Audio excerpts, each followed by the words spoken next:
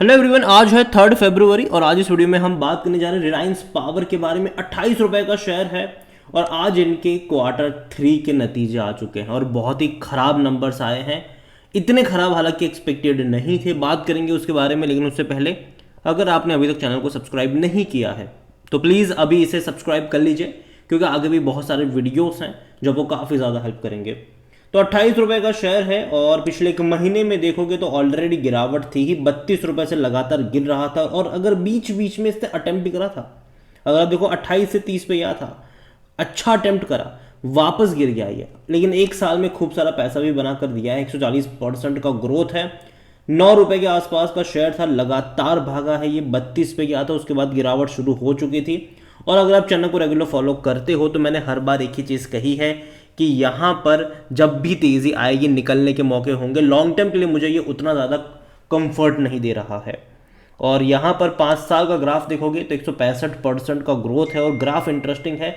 जब भी बड़ी तेज़ी आई है गिरावट आई, तेज़ी आई गिरावट आई, तेज़ी आई बहुत बड़ी गिरावट आई।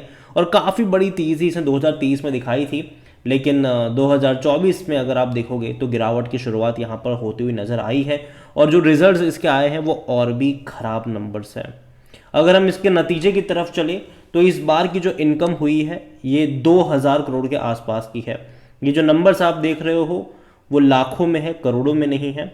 जो इससे पहले के क्वार्टर में इनकम थी 2130 करोड़ रुपए के आसपास, तो उसके मुकाबले इनकम में कटौती हुई है। पिछले साल इसी क्वार्टर में 1936 करोड़ के आसपास की इनकम थी। तो पिछले साल के क्वार्टर के मुकाबले आप कह सकते हो कि हाँ, तेज़ी देखने को मिली ज़रूर है। लेकिन सबसे बड़ा झटका इनको लगा है इनके प्रॉफिट्स में। देखो, 2000 करोड़ रुपए की इनकम में इन्होंने 1136 करोड़ का लॉस रिपोर्ट करा है। हालांकि इससे पहले भी कंपनी लॉस कर ही रही थी, ठीक है, लेकिन एटलीस्ट लॉस 250 करोड़ के आसपास हुआ करते थे। इस बार सीधा 1100 करोड़ से 1200 करोड़ तक के लॉस इसने रिपोर्ट करे हैं। इससे पहले के क्वार्टर में 235 करोड़ के आसपास का लॉस यहाँ पर लॉस था और पिछले साल इसी क्वार्टर में 290 करोड़ के आसपास का लॉस था। तो इस बार लॉस जो है वो बहुत ज़्यादा इन्होंने रिपोर्ट कर दिया है। खर्चे कह लो कि बहुत ज़्यादा हो चुके। जो खर्चे पहले 2300 करोड़ के आसपास या 2000 करोड़ के आसपास हुआ करते थे वो सीधा बढ़कर 3200 करोड़ के आसपास चले गए। तो लॉस काफ़ी ज़्यादा यहाँ पर हुआ है। खर्चे कह सकते हैं कि काफ़ी ज़्यादा बड़े हैं और इसका सबसे बड़ा जो खर्चा बढ़ा है वो कोई फ्यूल कंजम्पशन एम्प्लॉय का नहीं बढ़ा है। खर्चा बढ़ा है जनरेशन, एडमिनिस्ट्रेशन एंड अदर एक्सपांसेस। जो अदर एक्सपांसेस है वो यहाँ पर 1335 करोड़ के आसपास के हैं।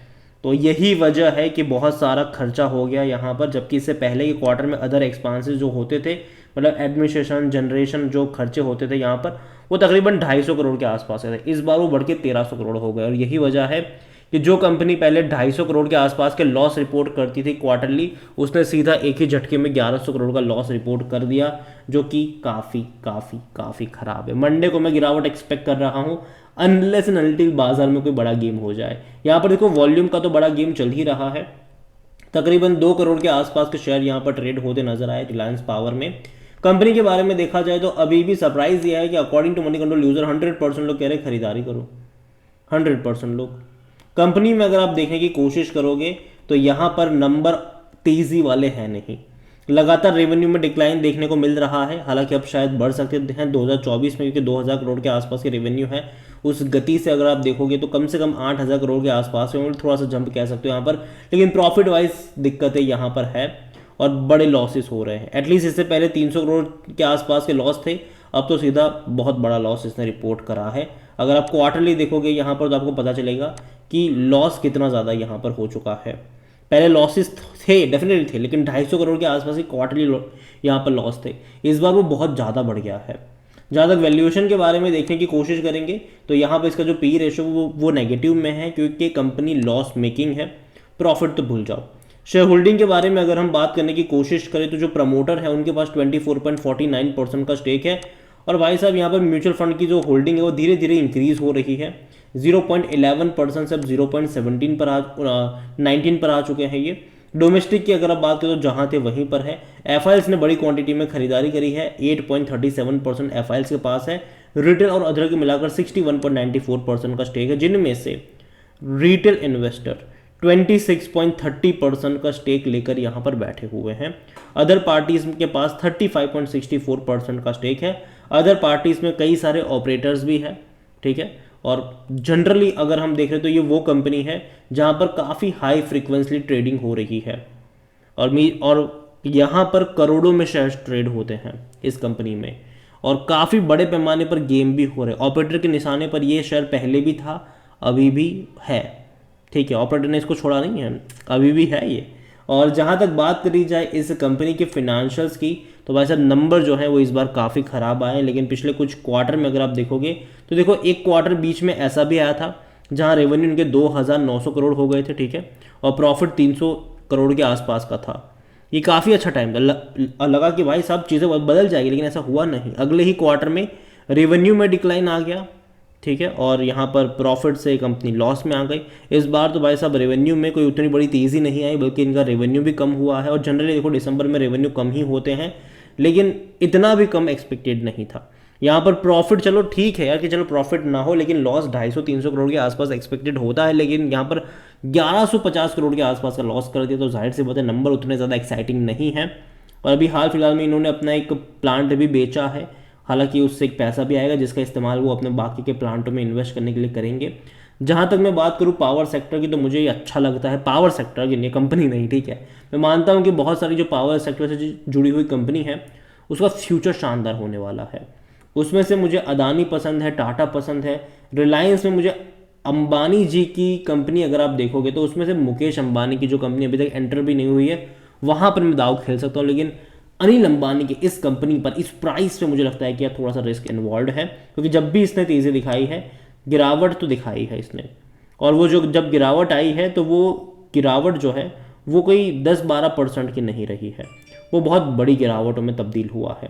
तो यहाँ पर मैं और एक्सपेक्ट करूँगा, यहाँ पर 22-23 का लेवल मैं एक्सपेक्ट करता हूँ। अगर वहाँ पर जाने की कोशिश करेगा तब जाके इसके बारे में सोच सकते हैं, लेकिन इस लेवल पर तो मुझे लगता है कि बहुत ज़्यादा हाई रिस्क यहाँ पर इन्वॉल्व है, और यही वजह है कि मैं इससे दूरी बनाना पसंद करूँगा। हालांकि नंबर्स बहुत ज़्यादा ख़राब आए तो मैं एक्सपेक्ट करता हूँ कि शायद थोड़ा बहुत और डिक्लाइन आपको यहाँ पर देखने को मिले, और अगर मान लीजिए कि डिक्लाइन नहीं आता है तो भैया कोई बड़ा गेम चल रहा है यहाँ पर।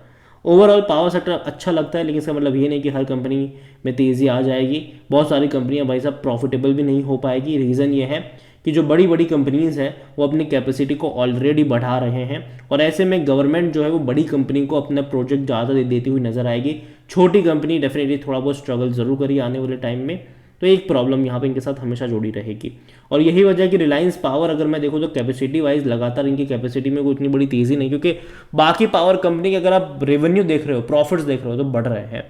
चलो प्रॉफिट ना बढ़े, रेवेन्यू में बहुत बड़ा जंप आया, 2 साल में डबल हो चुके हैं रेवेन्यू बहुत सारी पावर कंपनी, चाहे वो टाटा हो या चाहे वो अदानी हो। लेकिन यहाँ पर ऐसा बिल्कुल भी नहीं, इनके रेवेन्यू हिल भी नहीं रहे हैं। तो ये एक प्रॉब्लम ज़रूर है, और जब तक वो सॉल्व नहीं होती मैं यही कहूँगा कि ये ऑपरेटर के इशारे पे चलने वाला शेयर है। यहाँ पर फंडामेंटल काफ़ी ज़्यादा वीक है, ऑपरेटर की मन मर्जी पर ये तेज़ी गिरावट वाले काम यहाँ पर होने वाले हैं, तो थोड़ी बहुत दूरी में अभी इससे बनाना पसंद करूँगा। ये मेरा मानना है, बाकी मर्जी आपके। वीडियो को यहीं पर एंड करता हूँ। पसंद आया हो तो लाइक करें, शेयर करें, चैनल पर अगर आप पहली बार हैं तो प्लीज़ सब्सक्राइब करें, और रिलायंस पावर के बारे में आप क्या सोचते हैं वो भी आप मुझे कमेंट में लिख कर बता सकते हैं। Thank you.